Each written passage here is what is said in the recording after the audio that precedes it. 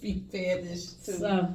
So just because you have a certain set of beliefs, knowledges, experiences, and you grew up in a house like that, it doesn't mean you can't change that perspective. Yeah. Growth is uncomfortable. Oh, very uncomfortable. Growth is very uncomfortable. I mean, it can be ugly. Yeah. It can be hard. You gonna have some nights where you be like, just two things. What, from starter locks to growing a garden. I mean, from buying a house, from renting to buying a house, from raising a 5-year-old to a teenager. For those of y'all who got kids, sorry. Yeah. But yeah, life, you don't have to stay and think how you can change your perception. They say you can't teach an old dog new tricks. That is a lie. That is a lie. Yeah. An old dog can learn tricks. Yeah. Yes. So that's what we're trying to do. We're trying to shed the light on the fact that you don't have to stay traumatized. Get the help you need. Yeah, please get the help. Get the help you need. Yeah. I believe the facts say that, 1 out of every, 4? Well, it's 1 out of every 5 persons experience mental health issues. Yeah. Traumatization. Yeah. Traumatization. You know the biggest one? What's that? Anxiety. Yeah, I suffer from anxiety. Yeah. It's like it can start at a young age. Imagine being a baby and not having your needs met. Yeah. Anxiety. You're just 1, 2 years old, wondering what's triggering this baby. Why they so cry babies? They called the babies colicky. Ah, right. Correct. Remember, I had a colicky baby when I was in school. We had to have our babies, our mechanical babies, and they gave me a colicky baby. And I had the least crying time out of the class, and I'm like, man, this baby was tripping. I don't want no kids. That made me not want to have kids. They need to bring that back. Bring home economics back. Right. Like group economics in your schools, because that made me not want to have kids. Yeah. That made me wait to have my kids. I waited a while to have my kids. Yeah, I might say, you was almost done with college. Yeah. I was like high school. I'm like, what was I? But I want to be where I'm at today. So I don't even knock it no more. I don't knock it. It is what it is. It's gonna be better than what it was. I wouldn't trade it in for the world. No. But we went to some parenting classes. We were fortunate enough to participate in some parenting classes, and they talked about traumas and triggers. We also both talked to counselors or psychiatrists, guys, however you want to call them. Mentorships. Yes, I have a lot of mentors. We talk to someone that's gonna help us through it, not just give us the okie doke, like help me. What? Okay, this is going on. How can you help me XYZ? Because we in our community as well, there are very few of us helping one another when it comes to our mental health. Considering you would think they would be able to what's the word? Relate. Be able to relate better. Yeah. So that is a lot of people's pushback on even receiving the help. Yeah. I started with white people. Caucasian folks. Excuse me. Whatever. Caucasians. However you want it. We're not going to be always politically correct, but I'm going to try though. Because when I got my son the help that he needed, he speaks to, my kids speak to counselors, and when I first got them counseling, the first thing I said is I want a male. And it's not many males in the field. No, it's not. It's taboo in our community. It's come so taboo that a lot of them don't even go into that field. Yeah, 1 in 4 receive help. Yeah, 1 in 4 receive help. 1 in 4 are males. Luckily, we are two. So it's probably 8 other people that didn't. The odds. That means 8 other people didn't. Yeah. Because if we was in a room full of 10 people, us 2 would be the ones that got the help, and it'd be 8 other ones, and that could cause you to act out. Because how you deal with stuff, like I've done it before, where I get so mad, and it's like I'm about to just flip out. Breathing that anger. Yeah, I was traumatized. I didn't even know. It was like certain things, like conflict traumatized me, or certain situations might have traumatized me. Or people, I have a problem with people trying to play me. I still got this problem with my son, because I be just looking at him like, why do you think I'm a fool? As you should though. You ain't making this far to get played. Yeah, but come on, man. I be looking like, why you trying to play me like I'm Boo Boo the Fool? Do I got a red nose on mine? No, sis, you don't. I be trying to figure that out. So that's a trigger for me. But I'm learning, because I've been received up, I'm learning how to deal with those and just ask more questions and try to figure out to help that person. Because at my job, I was a supervisor. I'm no longer a supervisor, But I thank you because supervision, I say, go into supervision. That'll help you change your perception too. Ooh, yeah, that's people on a whole other caliber. But I give thanks to those different situations. So we're very much well-rounded than quite a few people that we even know that's in our circle, because we can maneuver and navigate through other people's issues. That way we could still get positive results. Right, right. So, but with being in supervision and learning, they told us that you have to learn how to deal with difficult people, and you can't go fly off the handle every time somebody's being silly, because people don't want to work, so you can't be mad at them every time. So you learn not to what I had to learn was, don't internalize the thing that people are doing. They're doing it. What they're doing has more to say about them than it does to have to say about you. That's something that they learned. That's their perception. And even doing research on this topic helped me to realize that, hey, people are going to people. Yeah. And their perception. Yeah. Mm-hmm. And even when you're talking to some people, sometimes they're at a level of understanding, and not to say you're higher than them, but your level of understanding is like you've reached page 100 and they're still back at page 20. Because they choose not to turn the pages anymore, or whatever reason, or they might be traumatized. You're at a page 100, and you're like, "I'm in the same book with you. I've already started. I kept reading. It was a good reading. I kept reading. Yeah. I got interested. Don't knock me. I kept reading. Yeah. And yet they might have stopped at page 20 and said, "I've done. That's all I need to know." Yeah. And we don't want people to think like that. We want you to receive the help that you can get. If you don't like talking to a counselor, they have virtual visits. Yeah. Get you a mentor. I encourage mentorships for everybody. It helps you see things from different perspectives. And then it helps you mold a different perception, because then you don't always jump to, no, they got me messed up. Yeah, yeah. No, they trying to play me. Because that's how I was. I'm always like that. Like, trying to play me. Like, you think I'm stupid? Right, ain't no need like, I was born that night, but not last night. Right. Like, nah. So, yeah. We got any other facts, Ms. Jones? Yeah, or? and trauma causes so many diseases that it's highly results into high blood pressure as well as heart failure. And guess who has the highest percentage of high blood pressure? The Black community. We got the most high blood pressure. Remember how many times your mama used to yell at you? Yeah, you was raising her blood pressure. Right. It could be in the same household. You know why? Because they didn't create trauma bonds, because they don't want to fix those solutions or bring a different perception to the table. Right. And in the generation that we're in now, we had to learn. So like I said, when we were on that Bible study call, we were talking about like, hey, you got to bring a different perception. So I'm very open with my kids about, my past, and some of our families wasn't in. My mentor shared with me and said, they didn't get close to their parents until, a traumatic experience happened. A death was in the family. Right. And then that's when they learned so much more about that parent, just based off of the death. And it was like, dang, why do we have to wait till we have these traumatic experiences to change our perceptions? And speaking of traumatic experience, on that level, suicide rate. The suicide rate is very high when it comes to our teenagers as well as our vets. Yeah. I work for our veterans. Shout out to my company. I'm not saying they name, if it's legal to me say the name, but it's a lot of they deal with post-traumatic stress. They deal with so many triggers they have, and they're so traumatized. Some of them don't know how to get back into society. A lot don't.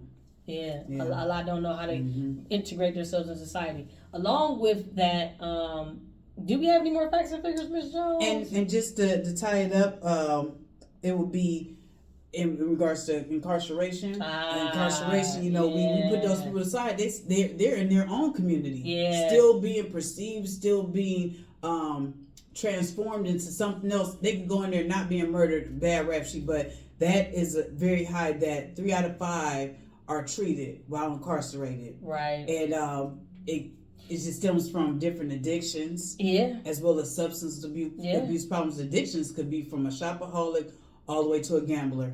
I used to have a little shopping problem. Hi, my name is Ebony, and I used to cope by shopping. That's why we talked about the coping mechanisms. You have to learn your coping mechanisms and learn healthy ones, because I would get mad and then go buy something. And I wasn't even buying stuff for myself. I was like buying stuff for my kids, for my house, for my business. But it was like I had to learn that, no, that's not how we're going to cope. deal with the issue. Yeah, because you don't want to have a financial buy. Not saying it would, but ultimately, if you just going to it so often, like, oh dang, I did buy that. Yeah, it ain't even Christmas time. Ain't nobody's birthday. Some drink, some smoke. Just like she mentioned about jail. Being in jail is a traumatization in itself because some people don't know how to get out and then cope with.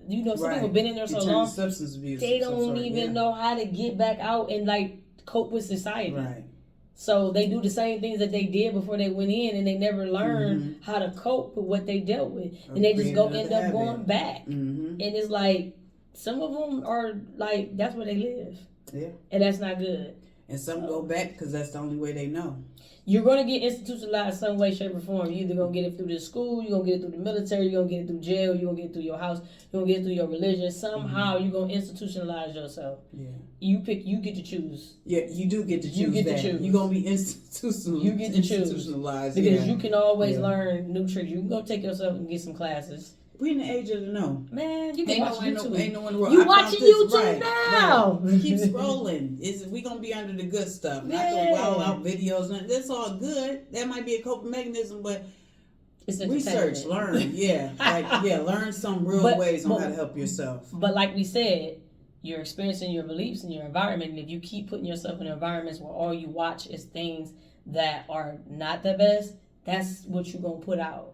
Right. Because naturally what you put in is what you get out. If you don't water your grass, you're going to get brown grass. Right. If you don't put no fruits in his body or no vegetables in his body, you're going to get You're going to start breaking down. Yeah. Little by little. You're going to get some things coming about you might not like. Right.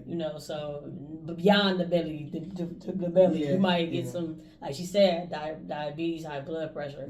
So, and that's how we cope sometimes. I go to sweets. I like chocolate, but it's not that's a whole nother thing. I ain't get this skin that's glowing because I didn't love chocolate, so I don't blame you, sis, at all. Along the lines of the hate you give, the traumatized human being able to grieve, the hate you give. Yeah. That's another acronym you could use for thug.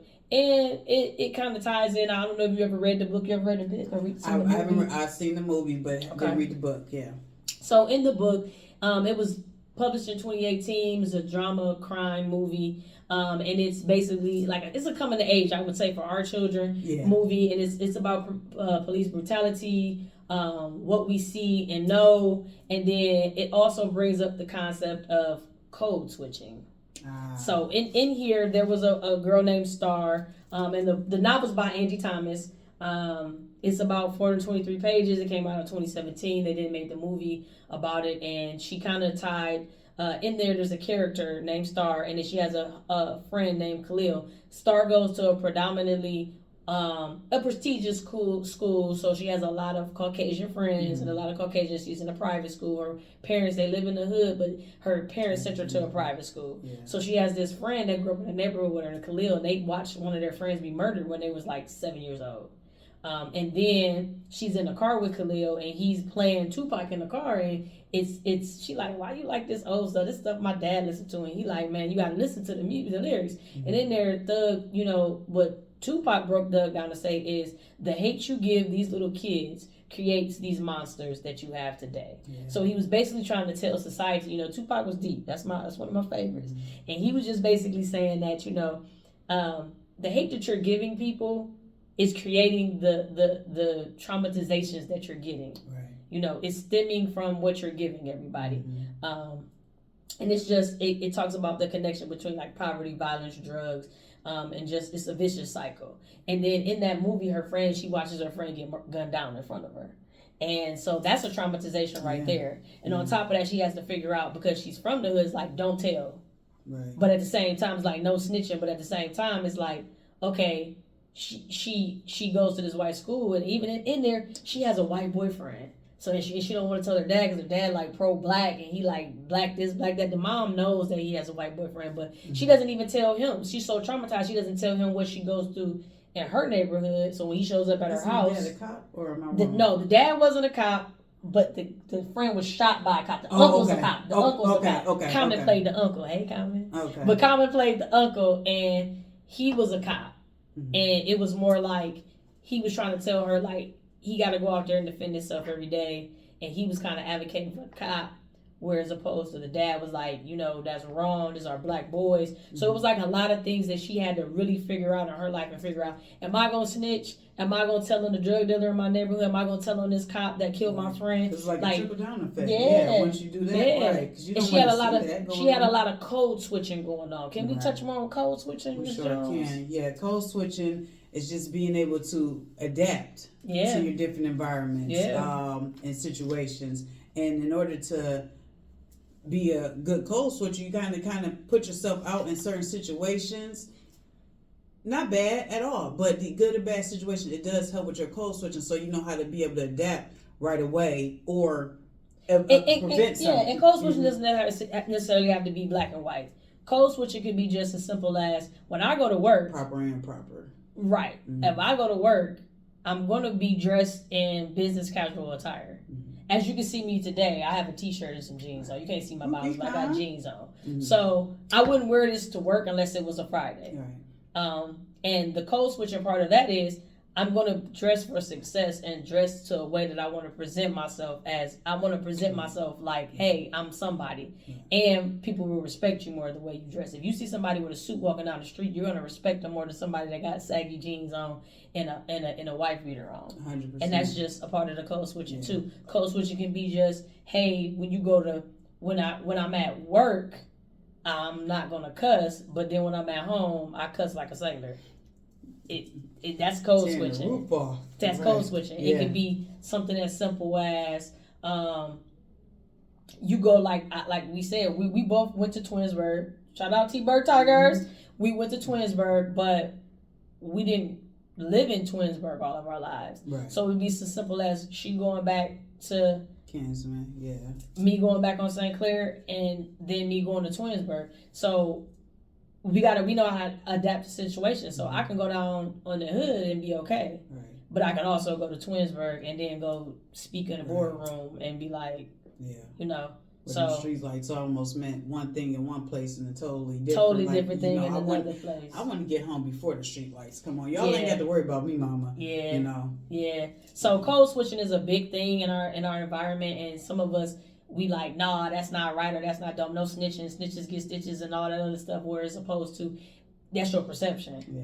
It's your perception of how you view things. Because if that was one of your loved ones, you would want your loved ones. I want you to speak up. Avenge me. Yeah. Don't stand up for what's right. Right. Which is what we're doing right now. We're trying to stand up for all our people. Like what is it to gain the whole world and lose your soul? What is it? Like what those people don't really. They're not gonna come bring you those groceries. Yeah, some gangs have this and that.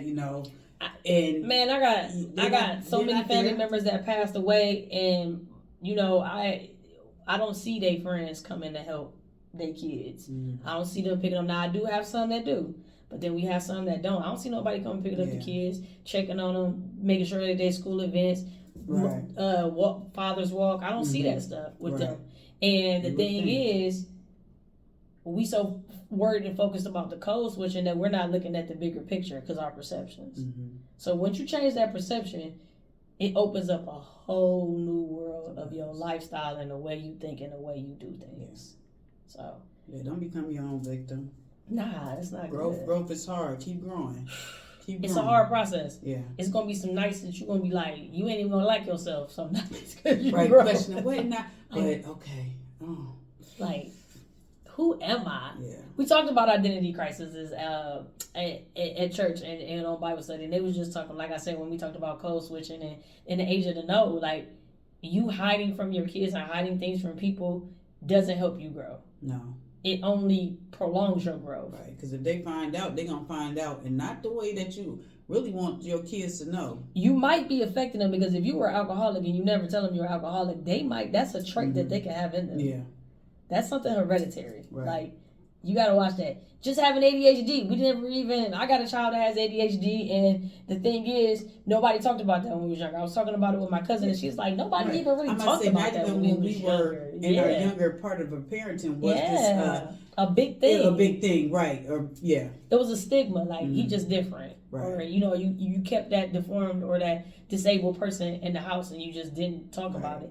And now you got to, like let them know don't let them know just the things that they can't do. You gotta let them know they pros. Supervisors. Yes, like I tell my son, you got superpowers. You think fast. I think fast. I talk fast too, but I have to be able to think faster than what I talk, and that's the thing we're working on now. Talk. I want you to think faster than what you say. So the steps, and then we even went over the steps of making a good decision, and he has those. And he's supposed to read those every morning, every night. What's the steps to make a good decision? You should be doing these every day. So right now it seems like a task, but eventually it'll stick to the point in his head, and he's gonna be like, "Nah, that's not a good decision." Yeah. So you gotta learn some new things, and it's gonna be hard. You're gonna mess up because I done messed up. Don't get me right. Don't get me wrong. Far from perfect. Right. Never be perfect. Still working on it. That's why we want to go through this journey with you. So, we thank you for coming and talking with us today. We thank you for even just thinking about us and stopping. You know, tell somebody else about this. Let us know how we did. You got any comments and you got any questions? Put them in the chat. Put them in the chat. We're on Instagram, YouTube, Facebook, TikTok. Yes. Check out our apparel. Check out our apparel. We got an event coming up, y'all. It's our Mobile Friends Giving. You know, if you want to give, come on and reach out to us. We're definitely accepting donations. You can buy some apparel. Get you one of these shirts. Group economics. It's absolutely necessary for us to start working together, and it's just about us working together as people. So grab some apparel. Check it out. You can check out our website too to find out more about it. Again, we're having some events coming up. Please join us for those events. If you want to help out, again, my name is Ebony Douglas. And I'm Stephanie Jones. And together we represent Group Economics. So hit us up. Shout us out. Till next time. Till next time.